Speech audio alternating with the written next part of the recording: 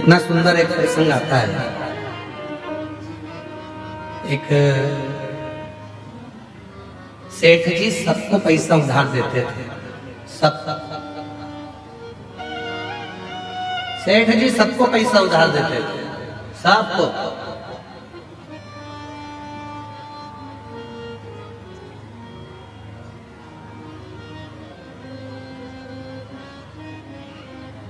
उनके बोर्ड पर लिखा था, हमारे यहाँ पैसा उधार मिलता है,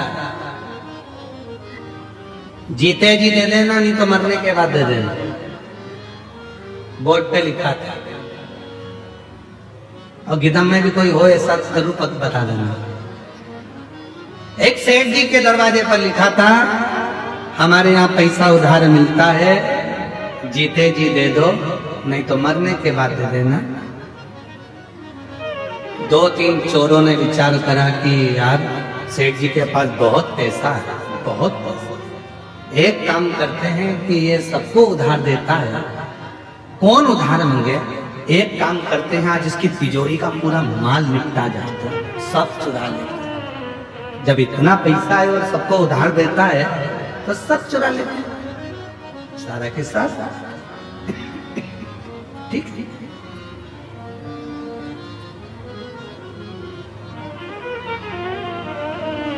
चोरों ने विचार करा, आज रात्रि को सेठ जी के तिजोरी में से माल चुराना। ये बहुत उधार देता है, जल्दी है। सारे चोर इकट्ठे होकर भैंस के तबेले में पहुंच गए, जहां पर भैंस बनती थी, जहां महीस बनती थी। छुप गए। सेठ जी अलमारी बंद करेगा, जाएगा और अपन पूरा के पूरा माल चुरा लेगा। भैंस के तबेले में, भैंस के बाड़े में वो जाकर छुप गए, जहां भैंसे बंधी हुई थी। चोरों ने छुप कर बैठे थे। इतनी देर में भैंस आपस में बात करने लगी। एक भैंस ने दूसरी भैंस से पूछा, ओ जीजी, तो कितने साल से सेठ जी के यहाँ दूध दे रही है? उसने कहा, मुझे 4 साल हो गए। दूसरी से पूछा, तुझे कितने साल हो गए? मुझे 10 साल हो गए सेठ जी क्या दूध देते देते। तीसरी ने पूछा, तुझे कितने साल हो गए? उसने कहा, मुझे 12 साल हो गए सेठ जी क्या दूध देते देते। सब आपस में बात कर रही थी।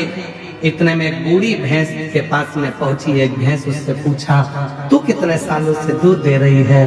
कि मेरी पूरी जिंदगी ही दूध देते देते निकल गई। सेठ जी नोच नोच के दूध निकाल लेता है। तो उसने पूछा बूढ़ी भैंस से, एक बात बता, आखिर अपन सब सेठ जी के घर में इतना दूध क्यों दे रहे हैं? कि सेठ बहुत समझदार है, उसने दरवाजे पर लिख कर रखा है, उधार लिया है, जीते जी दे दो, नहीं तो मरने के बाद देना।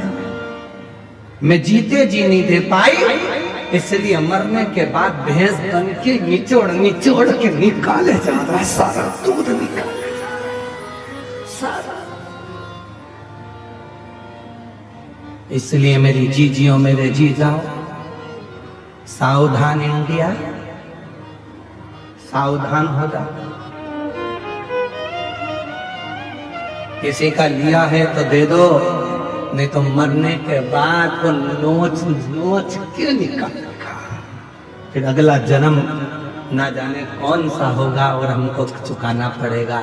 भगवान की कृपा है जो अच्छे कुल में जन्म लिया, भगवान की कृपा है अच्छे घर में जन्म लिया, भगवान की कृपा है अच्छी पत्नी, अच्छे बच्चे मिले, भगवान की कृपा है जो 2 रोटी खाने को मिली, भगवान की कृपा है जो पूरा शरीर अच्छा दिया, और भगवान की कृपा है जो कहीं अच्छे लोगों से मिला दिया, ये उसकी कृपा है। इसलिए प्रयास करो कि अच्छा कर्म कर कर जाना, बुरा कर्म कर कर उसके सामने पहुंचो तो मुख